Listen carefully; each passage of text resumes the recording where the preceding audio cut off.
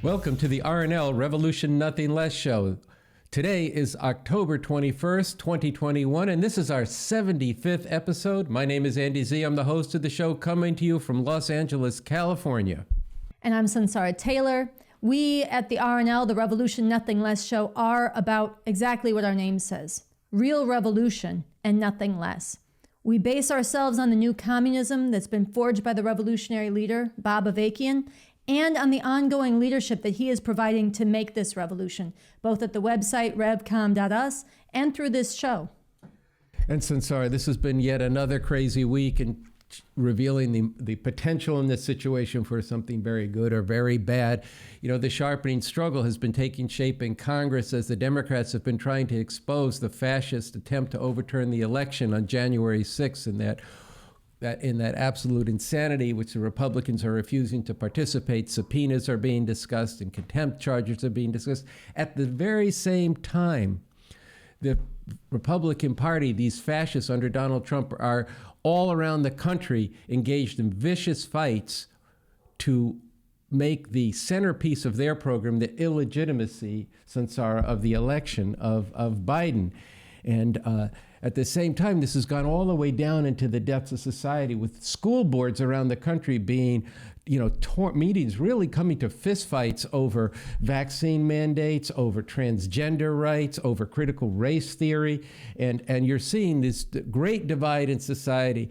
And then we had a segment last week on the upcoming United Nations meeting in Glasgow, Scotland, about the environment, where they're going to be the big powers are going to be discussing how they're going to meet goals in 2030 to clean up the atmosphere and to reduce the danger of global warming. And yet a report came out today from a UN committee that said, quote, all these major economies will produce more than double the amount of coal, oil, and gas in 2030 than is consistent with meeting climate goals set in the 2015 Paris Accord to curb global warming. So this is the situation we're going in. Yeah, I think what you're describing, it really is a situation where to be young today is to be denied a decent future, or possibly any future at all. This is a point that's made in a declaration, a call to get organized now for a real revolution. And it's calling out to people who agonize about that, who hate this world the way it is, the way so many people are treated as less than human, the way that injustice and exploitation goes on, despite the honeyed words of those in power or those seeking power. This is an invitation and call to everybody, and we invite everybody who that speaks to be watching this show too, to get organized now for a real revolution, because precisely as you're describing, we are living in a rare time in this society, in a time when a revolution could actually be ripened and potentially made if we go to work on this, where society is being ripped apart. Those who rule over us are locked in a bitter fight that can't be resolved in the terms that have held this country together for generations now. And this could, exactly as you indicated, it could lead to something very bad. Or if we go to work on this, this is a situation that comes along so rarely, where we could actually ripen and win a revolution, an emancipating revolution that could lift this nightmare of capitalism, imperialism off the backs of the people of the world. This is something to seize on. And so we want to point you, everybody watching, for the second, the 20th, the 75th time, or for the first time, to engage these two documents. The one I mentioned, a declaration, a call to get organized now for a real revolution at revcom.us, and a companion piece that Bob Avakian put out to go with this and deepen, to explore some of the questions posed, called This is a Rare Time When Revolution Becomes Possible, Why That Is So, and how to seize on this rare opportunity. And we've been working with these documents, applying them, and also we're pointing you to them because they provide a lot of concrete guidance for how we can ripen this situation. Sunsara, I want to pick up on what you said about we've got to go to work on this. We're going to work on this problem. And the problem is bringing people forward into the movement for an actual revolution. And that's what we're working on here in this show. That's what we're working on out in the field with the RevComs and the Get Organized for an Actual Revolution tour, the revolution clubs in different cities. And we've been talking about this, and I received a letter from a comrade that I thought was very insightful on what the RevComs are doing and what we're going out, Sunsara, and leading people to do. The letter says, quote, "We are going out into society with genuine enthusiasm and evidence-based certitude, not just what we want, but what's based on reality, to wage battle against all manner of wrong and backward frameworks." Frameworks means how people are thinking about the world. Are they thinking about it as it actually is and how it could be? And to work tirelessly to spread and firmly plant the attractive and radically alternative pole of the new communism, and the leader who's at the helm of this, Bob Avakian, who's very unique. There's been no other leader like this. And on that basis, to go out and rally and organize legions of what? Dedicated and generous-minded visionaries who can see clearly now a path for the emancipation of all humanity and who are on fire to spread this new understanding to every corner and stratum of society and to organize people into the revolution on that basis, end quote. This enthusiastic, evidence-based, generous-minded visionaries is who we are, what we do, and what we invite and are struggling with you to become too. Enthusiastic, evidence-based, generous-minded visionaries going out to struggle and organize masses of people into this revolution, breaking them out of accepting what is and all the things that keep them from what the potential of humanity and this planet could actually be, and bringing them into that vision where all of humanity could be emancipated.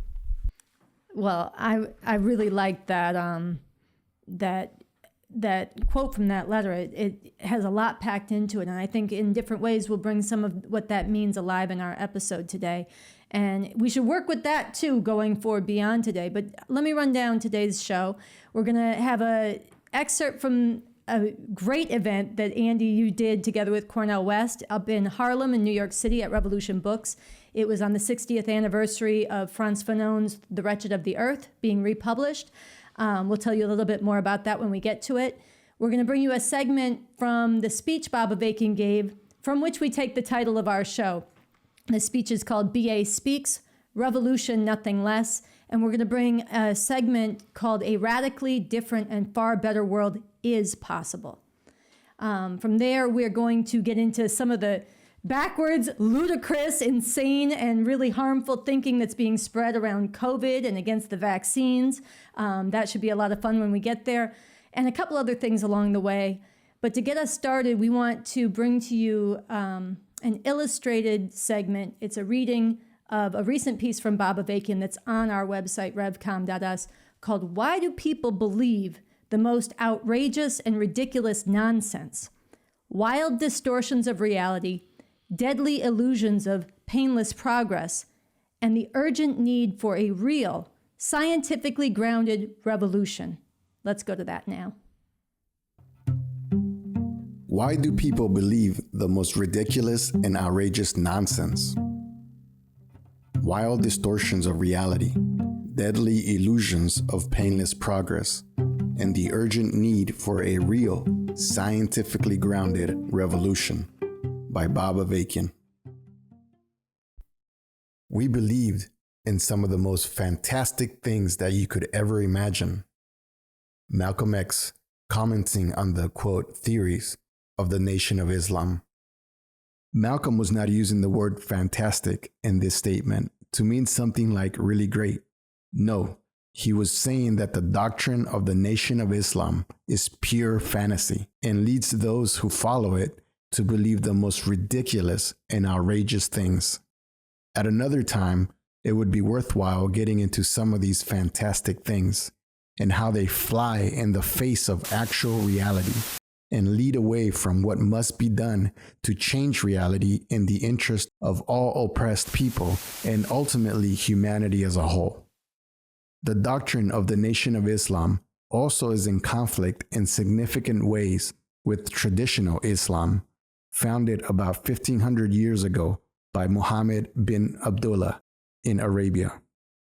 In the book, Away with All Gods, Unchaining the Mind and Radically Changing the World, I speak to the origins of traditional Islam in ways in which, along with Christianity and other religions, it is out of keeping with reality itself and promotes social relations, including between men and women, that are outmoded and highly oppressive.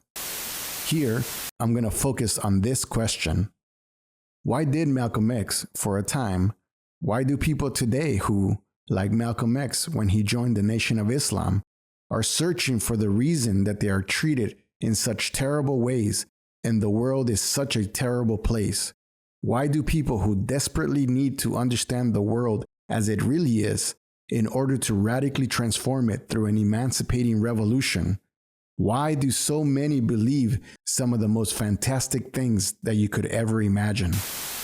I'm not speaking about the lunatic, Trump-loving, racist, woman-hating fascists who, as I have written previously, believe with an intense, irrational passion that white supremacy, male supremacy, and other oppressive relations, as well as unrestrained plunder of the environment, must be firmly upheld and enforced. They have been driven to a state of vicious insanity, embracing all kinds of lunatic conspiracy theories, along with a crazed Christian fundamentalism, as a response to the threat they see to their entitled or God-ordained position, and their insistence that further concessions to the struggle against oppression will destroy what has made America great. No, I'm speaking of people who are the targets of intense hatred by these fascists and are subjected to the most horrific oppression by the system of capitalism imperialism that we are now forced to live under. Why do so many of them believe things that are just not real, and in some cases are wildly in conflict with reality, including crazy conspiracy theories? There are different reasons for this, but at the heart of much of this is the fact that many of these crazy conspiracy theories and other anti-scientific beliefs offer a simple explanation for what are seemingly mysterious phenomena, and they often provide the illusion that the horrors of the world could somehow be solved without the need for determined struggle and real sacrifice. Even when a particular conspiracy theory may spin an elaborate explanation of things, it usually boils down to something simplistic: the notion that the reason some people, or many people, are mistreated is because there is a group of evil people with power who caused this to happen. But the basic truth is this: the fate of individual human beings and of human beings as a whole is not determined by some conspiracy. It is not determined by the willful and mysterious actions of a small clique of people, or some god or gods, or other supernatural forces. It is not determined by the genes of one group or another. No, the situation of human beings is determined in ways that, yes, are complicated, but can be understood and explained with science, and on this basis can be fundamentally changed in a way that is in the interest of all oppressed people everywhere and ultimately all of humanity. The crucial scientific understanding in all this is that people live in societies that are organized as systems. I'm going to be using the words society and system a lot. By society, I mean a group of people who come together or are brought together for common aims and purposes. And in particular, I mean a society on the level of a country, where people live in a territory together and have the same government, like the United States or Brazil or Egypt or China. By system, I mean an organized way that something is held together and works. Systems have a certain order to them and certain ways in which things are done. Sometimes this is set down in formal rules and regulations, or even laws, and sometimes it's just something that everybody has learned and carries out without the need for laws and people assigned to enforce them. For example, a game of cards or dominoes is a system. You have to play these games a certain way or it won't work. You can't put a domino any old place you want, any time you want, and try to think the game's gonna work. What the fuck you doing, man? And the same is true of a game of cards, or bid whist, spades, or poker. You can't just play any card you want anytime you want, or else you've broken the system and the thing won't work. The same is true of a game like basketball, which is organized in a different way than, let's say, football. You can't just take the ball and run down the court with it in basketball. You have to dribble it or pass it. And in soccer, you can't use your hands unless you're the goalie. Soccer has a different system. A song also has a system. It has certain notes and musical patterns and rhythms, and it often has certain lyrics. If you don't sing the right lyrics or sing the right tune, then you're not singing that song. Or maybe you're not singing at all. Human societies are organized into systems too. As I will get into through the course of this talk, different societies throughout history have been organized into different systems. And at this stage of human history, there is the possibility to bring into being a radically different society with a radically different system.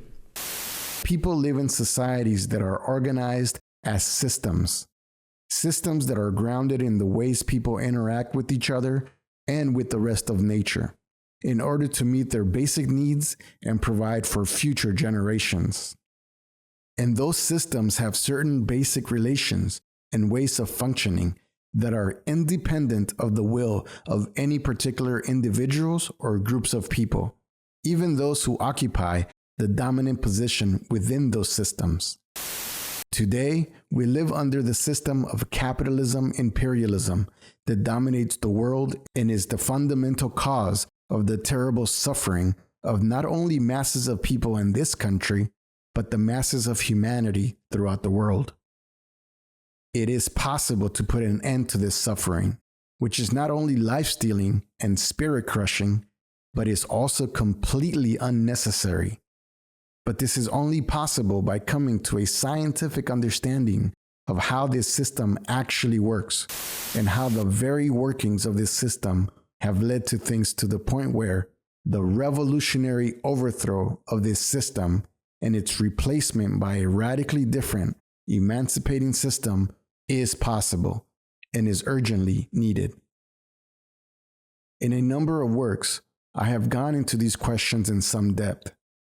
Here, the crucial thing to emphasize is that coming to this understanding can never be achieved by believing things such as fantastical distortions of reality and the deadly illusion of painless progress that doesn't really require sacrifice because they make us feel good or offer us comfort and hope on a faulty foundation. No, knowing and changing the world and the way it can be changed in order to emancipate people everywhere from exploitation and oppression can only be based on science, the consistent application of the scientific method, which understands that material reality and the process of human beings interacting with this reality is the source of ideas, theories, doctrines, and so on, and is the ultimate test of whether such ideas, theories, doctrines are true or not. This is why the new communism that I have developed insists on and proceeds on the basis of the most consistently scientific method and approach to understanding the world as it actually is and to radically changing it on that basis. At the end of September, Revolution Books in Harlem, New York City hosted the republication event of Frantz Fanon's Wretched of the Earth. It was the 60th year anniversary of the publication. It was republished with a new foreword by Cornel West. And on that occasion, there was an event that featured Cornel West and Andy Zee in conversation. It was a great event. We actually showed the opening presentations 2 episodes ago on episode 73. And we want to bring you a segment of the exchange, a very rich discussion between Cornel and Andy that followed the presentations and brought the audience into it. It went on for several hours. And we're going to bring you some of that for our next segment. Yeah, just to set up this segment, Sunsara, as you said, we each made a presentation at the beginning. Cornel spoke about Frantz Fanon and the work, and then I spoke about what was the positive aspects in Fanon's work that are still relevant today, but that looked at from the perspective of today. There's really serious shortcomings in the work. And we zeroed in on something that Fanon said that then Cornel wrote about in his introduction, that the last shall be first and the first shall be last, which is absolutely a very harmful notion. It comes from the Bible, and it's been taken up by progressive communist movements for some time, and we really spoke forcefully around that, and also about the role of Mao Zedong in the same period was the leader of the Chinese Revolution, and about the role of Bob Avakian today as the most important revolutionary on the planet. And that was followed then by an exchange between the two of us. We got into some things, and it was, there was some sharp disagreements, but we were both coming at it from the plane of what is actually going to free humanity. And then there was a question and answer period with the audience, which is what I think we're going to show something of today. Yeah, I think the whole exchange did have, like you said, a generous-minded spirit as well as sharp struggle. And I wanted to, before we play the excerpt we want to share, we did get a letter from somebody who watched the event and was commenting on the RNL episode as a whole that we aired part of it as, and we wanted to share some of the feedback. They wrote, "The West-Zee dialogue was truly riveting," and I completely concur. This was also somebody who was a reverend. Yes, right? It's a reverend. And he says, "Andy's critique of the last shall be first blew me away. I'd never considered that perspective before, but it is right in line with what I've been saying in my anti-racism work at my church. That is, eliminating prejudice is not enough. We have to address privilege. Or put another way, if you change the color of the people in the chairs, but leave the system and its culture intact, you've accomplished nothing. In fact, it's worse because now you've made people of color accessories and accomplices in their own oppression." They went on to say, "I appreciate Avakian's take on revenge versus emancipation and his response to vaccination." This was also part of the episode we put together, episode 73. We encourage you to go back and watch it. Andy's critique of wokeness was also on target and revelatory. "The real issue is the exegesis in our current moment. I must say that the analysis of this being a time when revolution is possible is worth serious reflection. That thought was strengthened this morning when I read the Times analysis that unless Democrats act boldly and fast, the Senate will be lost for at least a decade. If that were the case, we would not survive." And then I'm going to skip ahead to the last comment that they made, which is, "I feel moved to reread the Constitution." That is the Constitution that Bob Avakian authored for the New Socialist Republic in North America. We felt that these remarks, principally keying off this dialogue you had with Cornel West, but also the episode as a whole, were very, we appreciated them a lot. We learned from them, and we wanted to share and encourage more people to write with your feedback and your response to what you see on our show. And with that, I think we should share with you now. This is an excerpt. You'll hear two questions posed by the audience and the responses from Cornel and Andy. One of the strategies, do you think a universal basic income is a strategy to end poverty and basically, hopefully, initiate social mobility, not only in America, but around the world? Do you think it's a number one revolutionary strategy we can use as a tactic? Universal basic income? That's my question. Thank you. All right, hi. Thank you guys so much for everything, and as well as the Revolution Club for the amazing work they're doing. My question is, given the fact that the revolution is already in many ways underway and that it's already clearly indisputable that it's necessary, do you think that there's any ethical interaction with the American empire? Does it matter to vote at this time? Does it matter to be increasing voter turnout, especially in the Black community, voter education, and those sorts of things? Do those still have a place in this time, or is it that we should solely gear our thoughts towards the revolution and kind of the eradication of the state as a whole? Wonderful. Thank you both so much for coming out. It's been absolutely thrilling. So I'll try to be quick. I have the question first, and I'll just say like 3 points about the question. So the question is, can one be a Christian revolutionary Marxist without believing in God? Because it seems to me, based on Dr. West's thinking, that there are kind of these 2 different types of Christianity. There's one that's sort of divine Christianity, very faith-based, and there's another that's more of a practitionary Christianity, which is working within the ethics of Christianity and having that be a process by which change happens. And so the point after that is that another question, which is, after assuming that, can Christian Marxism, in a sense, be almost a gateway to faith in God? And here I just want to reference Blaise Pascal, the philosopher. He has a thing about, even if you don't completely believe in God, there's a way to gain faith by practicing the ritual of faith and practicing it so much that you actually start to believe. And St. Augustine, I think, believed this as well. So hope that makes sense. Mm-hmm. Thank you. Well, just very, very quickly, I mean, the issue of the relation between reform and revolution we have to be very clear about that there's always a need to struggle to secure the basic rights of everyday people, including basic liberties. You see? So when Angela Davis is going to be dragged to jail and executed, you bring in William Kunstler and Charles Gary and others to deal with the bourgeois liberal order to make sure that her rights are protected. That's not revolutionary, that's reformist. That's her life. That's her life. And I just use her as one example in terms of universal health care, universal basic income. Very important. It attenuates, it cuts back on, but it's not abolishing poverty. It's not abolishing the domination at the workplace. You're going to have a fundamental transformation of capitalism for that. So we have to be honest with the people and say, this is not revolution.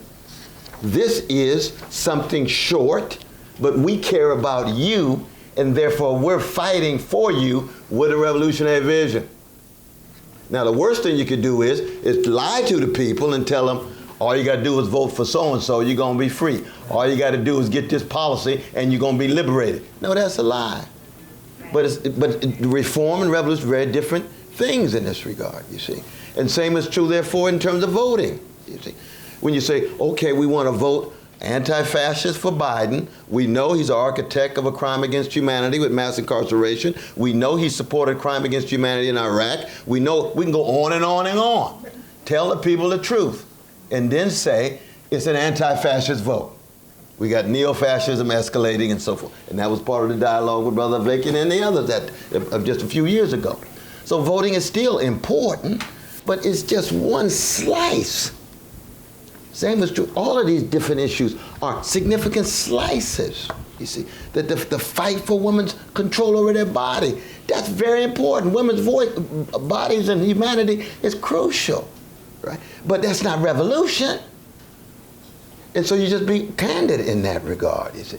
Now, in terms of that last question, brother, in terms of, you know, God talk and so forth and so on, I mean, that's a long, long, long question. But you got to keep in mind what we're talking about in part is the power of stories and narratives in orienting people in terms of how they live their lives.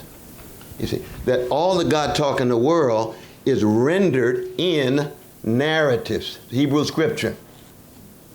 Part of the genius of Hebrew scripture is you are to be human at your deepest level when you're spreading hesed, loving kindness and steadfast love to oppressed people, to orphans and widows and so forth. Now you can go to the same Hebrew scriptures and what happened to the Canaanites and the Amalekites. Genocide. It's right there. It's right there. Which stories are you going to listen to? And they're secular stories. You can get turned on by George Eliot in Middlemarch. She got a lot of empathy in there. Powerful. But analysis, no. Moral vision, yes. Same is true with music. And we go on and on and on. The Ode to Joy of Beethoven and Wreaths of Respect written by Otis Redding. All of those are ways in which it teases out things inside of us that can make us more courageous and compassionate. And there are religious stories like that, there's secular stories, there's religious art in Bach or in Walter Hawkins' gospel music, and then there's secular, Bob Dylan in his pre-Christian moments and so forth. So that all of these are feeding into us as persons who are trying to be forces for good before the worms get our bodies.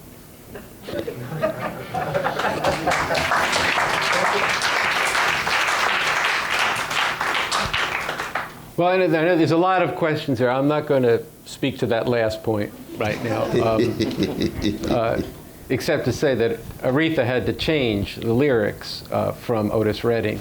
As much as I loved Otis Redding, Aretha did change respect from respect for me, the man when I come home, to That's true. a feminist thing against That's true. the way she was treated, and so we should look at that. Listen, on the other two questions, to answer, just to speak to as directly as I can, this is a book I want to recommend to you. It's quotations, basics, get it, B-A, basics, from the Talks and Writings of Bob Avakian. Chapter 3 is called Making Revolution, and it begins with Basics 3:1. Let's get down to basics. We need a revolution. Anything else in the final analysis is bullshit.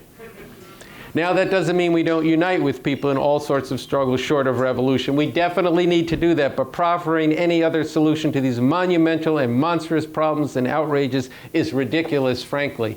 And that's the fundamental truth on this. In terms of uniting with struggle, the revolution clubs have, and it's a very big part of our strategy, is fighting the power and transforming the people. But for revolution, we enter into struggles. We're calling for contingents at Saturday's march, revolution contingents. People should come out. I'm going to get emotional and get angry, and I'm going to try to keep it brief, so I'm not going to go there. But the idea that the right for women to control their own lives is being stripped away, and there aren't hundreds of thousands of people in the street every day, is fucking outrageous. But if all we do is go there, as the Women's March is actually going to do, we're going to be at that. We're building it, okay?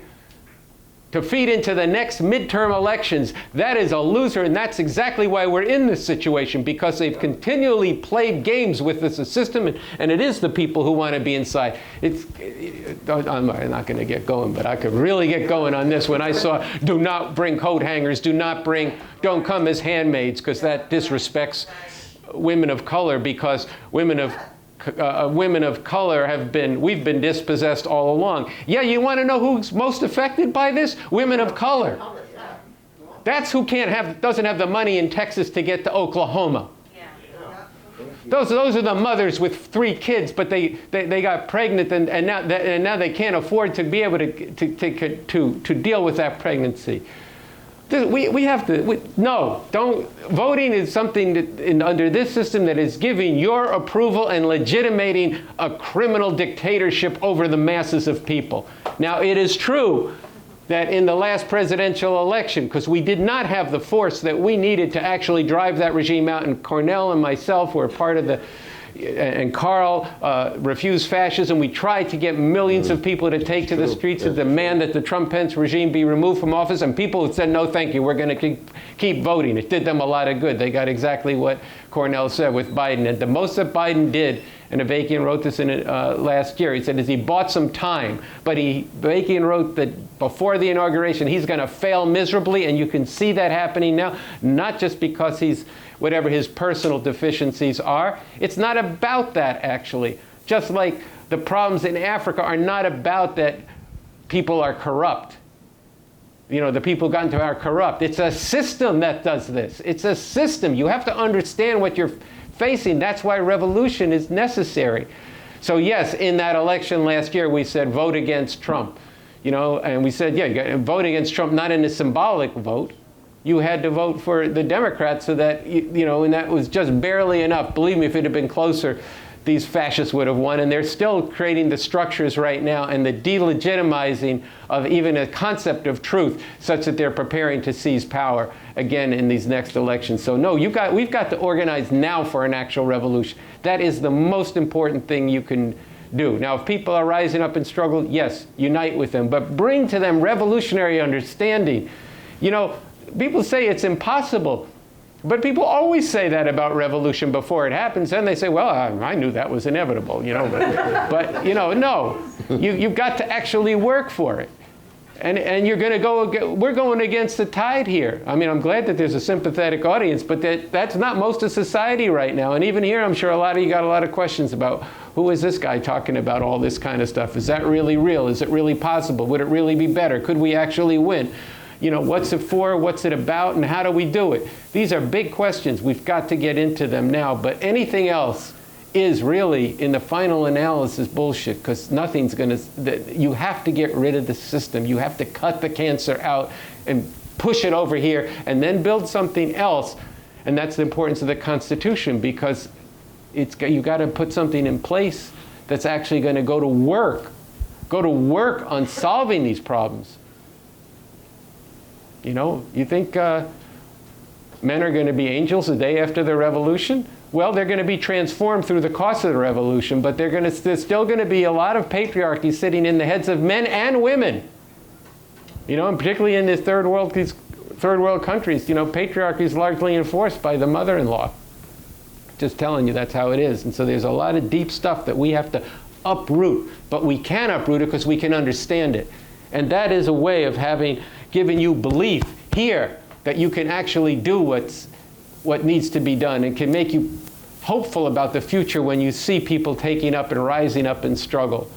And it's very painful when they don't know, when they rise up and struggle as they did in the Arab Spring, but they don't really know what the problem is that they're facing. And you can say, oh my God, if they don't actually form genuine revolutionary communist parties, they're gonna get fooled again and be victims of deceit by the ruling classes and self-deceit in what they understand.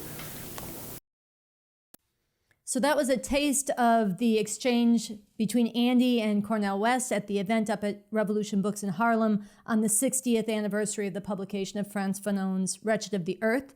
I think you get a sense of how deep the exchange was on a couple of key questions in that segment, and it goes on. With the audience, with the two speakers, we encourage you to watch the full exchange and the presentations. You can find it at revolutionbooksnyc.org. And I will say, Andy, we really missed you on set. I don't think you realize how much, but we were really so pleased that you were able to be part of that. And I think even in that one portion, you get the sense of a very important couple questions that got engaged. Well, it's good to be back. It was definitely a wild ride. It was very contentious, but also very principled in terms of both of us coming from, as I said earlier, from a place of wanting that liberation of humanity and what's going to get us there. And so, you know, and it was 3 hours. It was just like it was very intense. It was great, and you know, I think we can learn a lot from that. And you know, I will say that I based a good deal of it on how Bob Avakian was talking with Cornel at the dialogue at Riverside Church. In fact, you know, you saw in that segment, there was a question there about religion, which Cornel said, well, here's where I'm coming from, my concerns, you know, about the least of these in society, and I take that from my religious conviction, but there's also a lot of stuff in the Bible I can't support. And then I said, I'm not going to discuss that question because I really want people to go to the dialogue, Revolution and Religion, that's on our website, revcom.us, and see the whole deep engagement over that question. But we were talking about the question of reform versus revolution, and when you began the show talking about a declaration, a call to get organized now for a real revolution, and at the beginning of it, it says, everyone who has the heart to fight for something that is really worth fighting for, you need to be a part of this revolution. And then it says this revolution is not just a good idea, it is actually possible. And we're going to show you a segment from the talk from which we take our name, BA Speaks, Revolution, Nothing Less. It's going to be a part of that, of a chapter in that talk titled A Radically Different and Far Better World is Possible, in which Bob Avakian makes the case in terms of the material reality that people live, why a revolution is possible, but he gives you a sense of possible to do what and a vision of the future. And you get a sense of that generous-minded visionary on a evidence-based materialist foundation. So why don't we watch that right now? So let's look further at why it has become possible to have a truly world historic transformation in this era of history on the foundation of the development of human society up to this point. Once again, not how human society was bound to develop, but how it actually has developed. If you walk out the door and look at the world, you will see there is tremendous abundance in the world, and the potential in the technology and knowledge that exists for even much greater abundance. But you will also see that this is marked by a tremendous lopsidedness, where not only within particular countries, but even more on a world scale, there is a great gap between what a relatively small number of people have and what is left for the great majority of humanity that has produced this wealth in the first place. If we were somehow able to take all of this abundance and all of this technology all at once, we would be able to immediately put an end to those 10 million, not put an end to the children, put an end to the 10 million deaths, that putting an end to those 10 million children in the third world. We would be able to immediately feed and clothe and provide a decent life for every person on the planet Earth. The reason this is not happening is, once again, because that's not the way this system works. It produces abundance, but it produces through a system where millions, hundreds of millions, and ultimately billions of people create the wealth, but it's appropriated by a small handful that has previously appropriated to itself the means to produce wealth, the land, technology, raw material, and so on. And this is the great contradiction that's at the heart of what goes on in the world today, that we have the private appropriation of wealth that is socially produced increasingly on a globalized scale by millions, ultimately hundreds of millions, and even billions of people. Now, abundance is important. It's important not only to meet people's material needs, but if you want to have a society where all the inequalities and oppressive relations that we are told are just a natural order of things are actually put an end to, you have to have an abundance. You have to work to create an abundance so that under those conditions of abundance, every human being only needs to spend a few hours a day working to reproduce and even expand the material resources of society, and people can spend the rest of the time in other pursuits, intellectual pursuits, cultural pursuits, just entertaining themselves, sitting around doing nothing. If you don't have those kind of conditions, you will not be able to overcome the situation we have now, where there is great abundance, but given the dynamics of the system we're caught up in, only a relatively small number of people can engage in those pursuits, like working with ideas or organizing and managing things, and the rest of humanity has to work like the bees in the hive or like worker ants, while that small number is able to engage in those kinds of activities. This is what we have to be aiming for, but it takes a revolution, a complicated revolution, going through stages and conquering different parts of the world, now then and now there, in order to be able to get to that point. We need a communist revolution with the final goal of communism throughout the entire world. We need to put an end to the tremendous waste and destruction that's involved in this system. Often we don't think about this. I'm not just talking about the wars where they blow up things and blow up people. I'm talking about the fact that this system repeatedly denies people even the ability to live and the ability to utilize their creativity and innovativeness to contribute to society. How many hundreds of millions of people are out of work right now in the world under this system? Think of the tremendous waste of human potential just involved in that.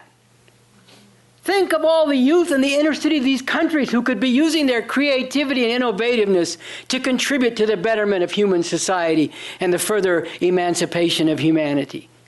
Think of the youth in Spain.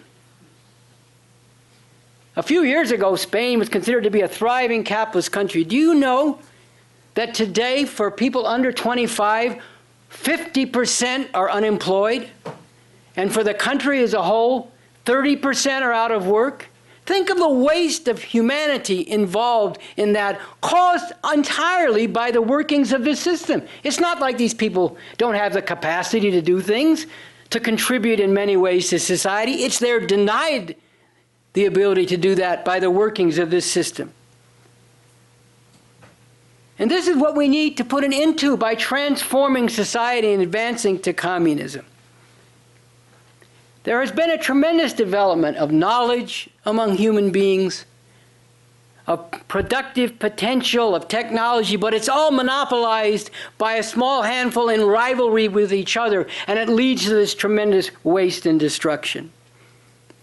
But despite all this,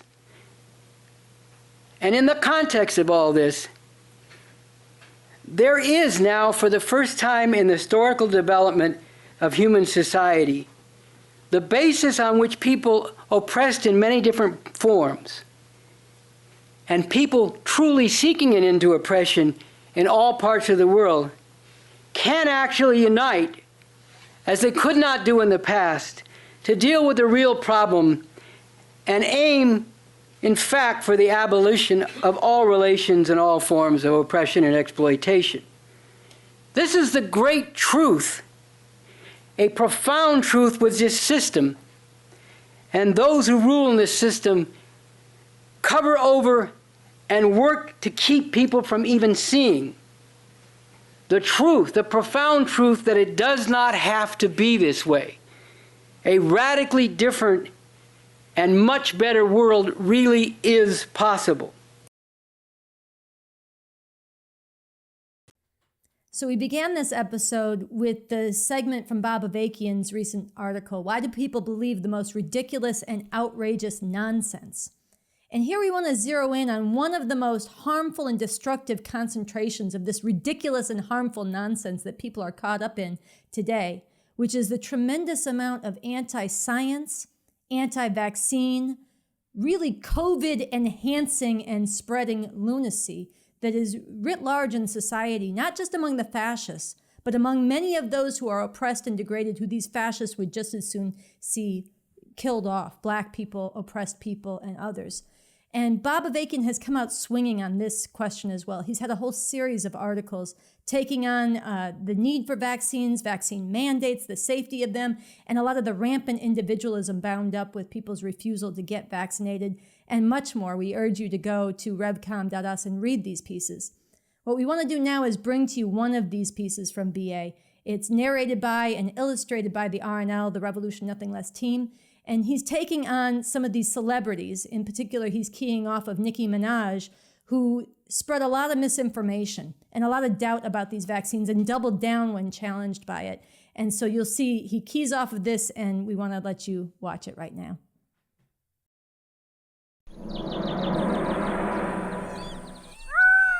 For Nicki, Mirage, and others doing real harm, some straight-up scientific truth from Bob Avakian.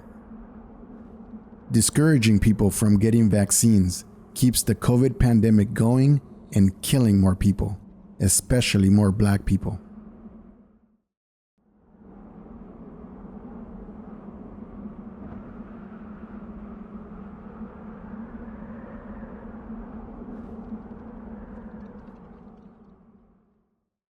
Here are some critically important basic scientific facts. Over 600,000 people have died from COVID just in the US, more than 4 million worldwide. Black people have died from COVID at a higher rate than others in the US. The vaccines are very effective against serious illness and death. Today, more than 90% of the people seriously ill and dying from COVID have not had vaccines. They are unvaccinated. The vaccines are very safe.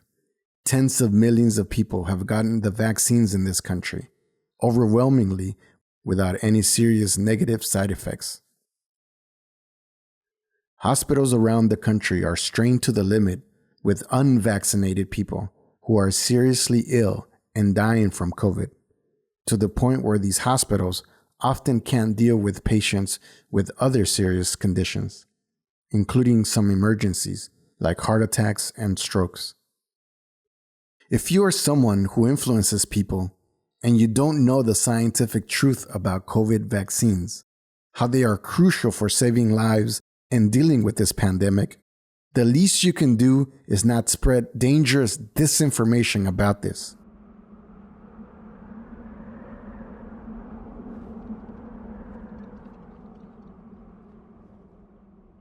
Just shut up about vaccines until you get real scientific knowledge about this.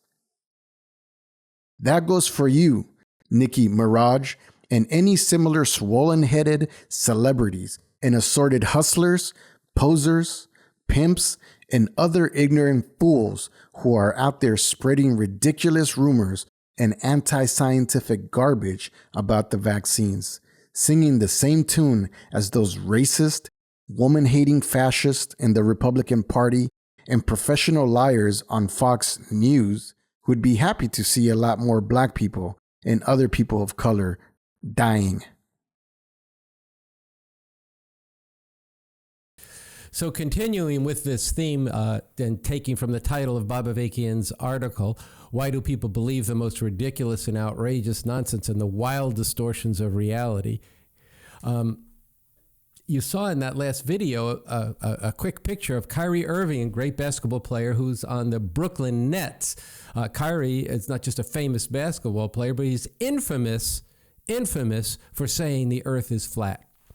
Not time to talk about that right now today, but he's also refusing to get vaccinated, for which he is actually suspended from playing in the NBA this year as part of a triumvirate on the Brooklyn Nets that had a lot of people had a lot of hopes for, and it's created a tremendous controversy over his stand, and people have defended him, his right to do this, and he's I'll let the video that we're going to show you in a second speak for itself. But the controversy got really intense this last week when Stephen Marbury, a great basketball player actually out of Brooklyn, New York, who retired in 2009 from the NBA, went and compared Kyrie Irving and what he's doing in refusing to get vaccinated to the great athlete and boxer and advocate for social justice, Muhammad Ali.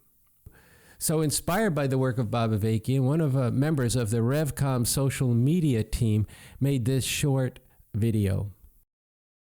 3 ways Kyrie Irving is no Muhammad Ali. 1. Muhammad Ali refused to kill people of color in a genocidal imperialist war and was sentenced to 5 years in prison for doing so. My conscience won't let me go shoot my brother or some darker people or some poor, hungry people in the mud for big, powerful America and shoot them for what? They never called me nigger. They never lynched me. They never put no dogs on me. They never robbed me of my nationality, raped and killed my mother and father. What, I'm going to shoot them for what? How can I go shoot them? Them little poor little black people, little babies and children and women. How can I shoot them poor people? Just take me to jail. His stand encouraged others to fight against a U.S. war that ended up killing at least 3 million people in Indochina. Kyrie Irving refused to get a safe and effective vaccine and is using his huge platform to spread misinformation. This discourages other people from getting vaccinated at a time when over 1,000 people are dying of COVID every day in the U.S. Overwhelmingly unvaccinated and disproportionately people of color. He risked nothing but his paycheck. They're literally doing the opposite. Ladies and gentlemen, Mr. Muhammad Ali has just refused to be inducted into the United States Armed Forces. Ali refused to be a pawn of this system to murder people of color. Kyrie's actions are contributing to killing people, especially people of color. 2. Muhammad Ali took a stand for Black people and the people of the world. Kyrie Irving took a stand for himself. As he said on Instagram Live, it's just really about being true to what feels good for me. No, Kyrie, it's not about what feels good for you. Refusing the vaccine is not just a personal choice or an individual right that we should respect. It is enabling the disease to keep killing people, especially Black people, Latinos, and Native Americans, and allowing it to mutate into even more dangerous forms, threatening the whole world. You don't have the right to kill people. 3. Muhammad Ali was hated by the forces of U.S. imperialism and white supremacy. Kyrie Irving is being embraced and promoted by America First Republican fascists who are happy to see more Black people dead. He's taking the consequences for it. I can understand it. That's your choice. Maybe I wouldn't do that, but that's up to you. Your buddy over here is grimacing. Chuck? First of all, you don't get the vaccine for yourself. You get it for other people. No, I'm not saying. Hold on, first. You said your piece. No, I didn't say you do. I got vaccinated. I can't wait to get the booster. You don't get vaccinated just for yourself. Like, people say he's like Ali. First of all, don't ever compare anybody to Ali. Ali went 3 years without boxing. He was the highest paid athlete in the world. This guy gonna make $17 million for sitting at home. But to every person out there, you don't get vaccinated just for yourself. Bringing RNL show number 75 to a close. I hope you've gotten a lot out of the productions of the enthusiastic, evidence-based, generous-minded visionaries who've created this show and who you've seen in some of these segments. Sunsara, it has been good to be sitting with you and doing today's show. Well, the last thing we wanted to say before we say goodnight is it goes back to that correspondence that you were just citing, that you opened the show with, which begins that we need to go out into society with genuine enthusiasm and evidence-based certitude to wage battle against all manner of wrong and backwards frameworks and to work tirelessly to spread and firmly plant that attractive and radically alternative pole of the new communism and Bob Avakian, who is leading in making this revolution. And on this basis, rally and organize legions of dedicated, generous-minded visionaries who can see now clearly a path for the emancipation of all humanity and who are on fire to spread this new understanding into every corner and stratum of society and to organize people into the revolution on this basis. This is our charge. We invite you to take this up. We urge you to take this up. There's a better world to win, and we're in a time to seize. So we wanted to close the episode with message that was sent to us from one of the very good friend of the show, a member of a revolution club in another city, speaking about and really modeling how she spread this revolution, including in very difficult conditions, and how everybody can take this up, whatever your conditions of life and wherever you're entering in on, everybody has a role to play. So we want to send you out with that. Good morning. I'm not going to make it out today. I've been talking to more people on this side of town about the march and turning them on to the RevCom.us website. Seems like people like the idea of getting rid of the system for good. This one guy I talked to from the bus stop to his destination said that when I talked, he could see what I'm saying. People need that visual conversation. One person from work wants to join the Revolution Club, and a few more have the website. And one brother said he's read many books by BA. He also told me that the book I've been reading, Democracy, Can't We Do Better Than That by Bob Avakian, was a damn good read. I'm planting the seeds.